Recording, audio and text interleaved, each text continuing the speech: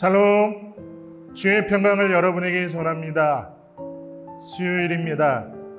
수요일은 하나님을 안 믿는 사람들에게 있어서는 한 주간의 삶에서 가장 피곤한 날일 수도 있는 날입니다. 특히 무더운 여름을 보내면서는 더욱 그러한 느낌이 들 수 있습니다. 그러나 성도에게 있어서는 더 큰 은혜로 채워주시는 한 날이 될 줄로 믿습니다. 오늘 하루의 삶 속에서 더 큰 은혜를 채워주시는 하나님의 손길을 충만히 누리시기를 진심으로 소망합니다. 오늘 주시는 하나님의 말씀 같이 나누도록 하겠습니다. 오늘의 말씀은 사울이 잘못을 인정하고 물러서다. 사무엘상 26장 21절에서 25절까지입니다. 사울이 대답하였다. 내가 잘못했다. 나의 아들 다윗아 돌아오너라. 내가 오늘 나의 생명을 귀중하게 여겨주었으니 내가 다시는 너에게 해를 끼치지 않겠다. 정말 내가 어리석은 일을 하여 아주 큰 잘못을 저질렀다. 다윗이 말하였다. 여기에 임금님의 창이 있습니다. 젊은이 하나가 건너와서 가져가게 하십시오. 주님께서 각 사람에게 그 공의와 진실을 따라 갚아주시기를 바랍니다.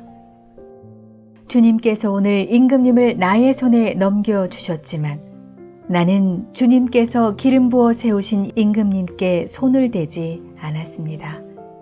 그러므로 내가 오늘 임금님의 생명을 귀중하게 여겼던 것과 같이 주님께서도 나의 생명을 귀중하게 여기시고 어떠한 궁지에서도 나를 건져내어 주실 것입니다. 사울이 다윗에게 말하였다. 나의 아들 다윗아, 하나님이 너에게 복 주시기를 바란다. 너는 참으로 일을 해낼 만한 사람이니 매사에 형통하기를 바란다. 다윗은 자기의 길로 가고 사울도 자기의 궁으로 돌아갔다.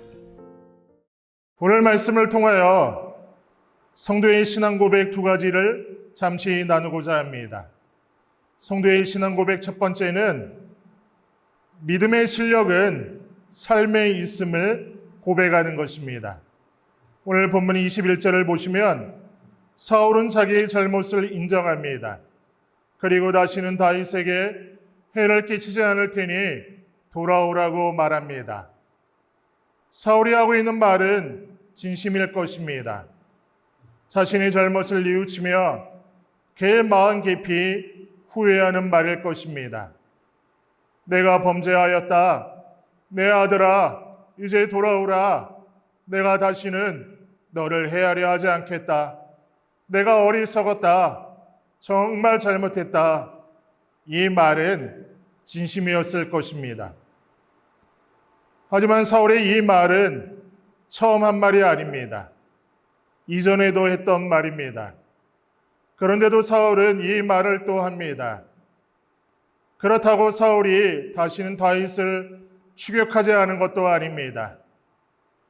사울이 다윗을 더 이상 추격하지 않았다는 이야기는 훨씬 후에 등장하는 이야기입니다. 사무엘상 27장 4절에서 이렇게 말씀합니다. 다윗이 가도로 도망갔다는 소식이 사울에게 전하여지니 그가 다시는 다윗을 찾지 않았다. 그렇게 잘못을 인정하고 후회하며 이제는 돌이키겠다고 했건만 사울의 이 말은 말뿐임을 우리는 보게 되는 것입니다. 가슴속에 죽이겠다는 생각을 품고 한 거짓말이 아님에도 불구하고 다시는 그러지 않겠다고 한 말이 진심임에도 불구하고 사울은 그 진심대로 그가 한 말 그대로 살지를 못하였습니다. 오늘 큐티 영상을 함께 하시는 사랑하는 성도 여러분, 믿음의 실력은 말에 있지 않습니다. 삶에 있음을 잊지 않으시기를 바랍니다. 그가 한 고백이 그 믿음을 보여주는 것이 아니라 그가 사는 모습이 그 믿음을 보여주는 것입니다. 그래서 야고보서 기자가 야고보서 2장 17절 말씀에서 그렇게 말한 것이라는 생각이 듭니다. 믿음의 행함이 따르지 않으면 그 자체만으로는 죽은 것입니다. 성도의 신앙 고백 두 번째는 하나님께서 온 우주의 주권자라는 사실을 고백하는 것입니다. 25절 말씀을 읽겠습니다. 사울이 다윗에게 말하였다. 나의 아들 다윗아, 하나님이 너에게 복 주시기를 바란다. 너는 참으로 이 일을 해낼 만한 사람이니 매사에 형통하기를 바란다. 다윗은 자기의 길로 가고 사울도 자기의 궁으로 돌아갔습니다. 사울의 입에서 이 말이 나왔다는 것은 참으로 놀라운 일이 틀림없습니다. 이것은 사울이 진정한 회개에 이르지는 못하였지만 이번 사건으로 인하여 하나님의 섭리에 대하여 크게 깨달았음을 시사하는 것입니다.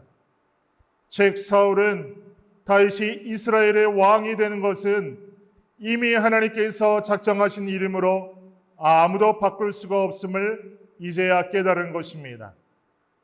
사울은 어떻게든 다윗을 죽이기만 하면 하나님의 계획이 무산될 줄로 알았습니다. 그래서 군대를 동원하였습니다. 그리고 다윗을 추격하였습니다. 그러나 사울은 끝내 목적을 이루지 못하였던 것입니다. 도리어 다윗으로부터 2번씩이나 생명의 빛을 졌습니다. 그리고 그제서야 하나님이 작정하신 일은 인간이 마음대로 바꿀 수 없음을 깨닫고 다윗을 축복하기에 이른 것입니다. 오늘 큐티 영상을 함께 하시는 성도 여러분, 하나님께서 작정하신 일은 아무도 바꾸지 못함을 잊지 마십시오. 예로부터 지금까지 인류는 사울이 그랬던 것처럼 자기 지혜를 써서 하나님의 계획을 무산시키고자 많은 노력을 기울여 왔습니다. 그러나 그러한 시도는 단 한 번도 성공을 거두지 못하였던 것입니다. 그래서 우리가 성도로 살아가면서 고백해야 할 부분이 있습니다. 그것은 하나님께서 온 우주의 주권자라는 사실을 잊어서는 안 됩니다. 그분은 모든 것을 임의로 주관하시며 자신의 하시는 일에 어떤 방해도 받지 않으십니다. 정녕 우리는 사람이 마음으로 자기의 길을 계획할지라도 그 걸음을 인도하시는 자는 여호와라는 사실을 한시도 잊어서는 안 됩니다. 큐티 영상을 함께 하시는 성도 여러분, 다윗은 우리와 다른 것이 별로 없는 평범한 사람이었습니다. 그럼에도 모범을 보여주었습니다. 이것은 그가 위대한 교養을 갖춘 사람이었기에 가능할 수 있었던 것이 아닙니다.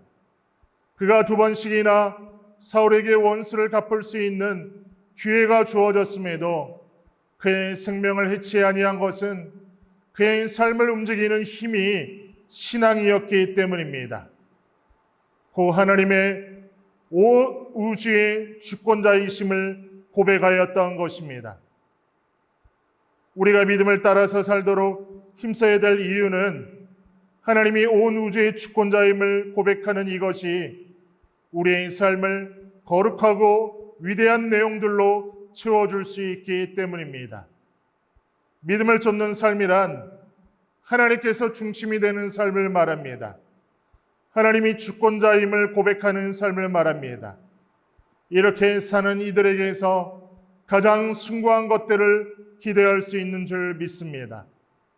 하나님은 언제든지 자기를 의뢰하는 믿음의 사람들을 통해서 역사하시고 계획하신 바를 이루어 가심을 잊지 않는 복된 여러분들 다 되시기를 진심으로 소망합니다. 다 같이 기도드리겠습니다.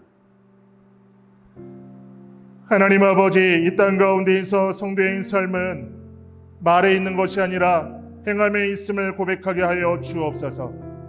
하나님, 그래서 하나님 허락하여 주신 그 길을 행함으로 따라가게 하여 주시고 순종함으로 걸어가는 오늘 한 날의 삶이 되도록 하나님 인도하여 주옵소서. 그렇게 행하시 하나님 믿고 의지하며 예수님의 이름으로 기도드리옵나이다.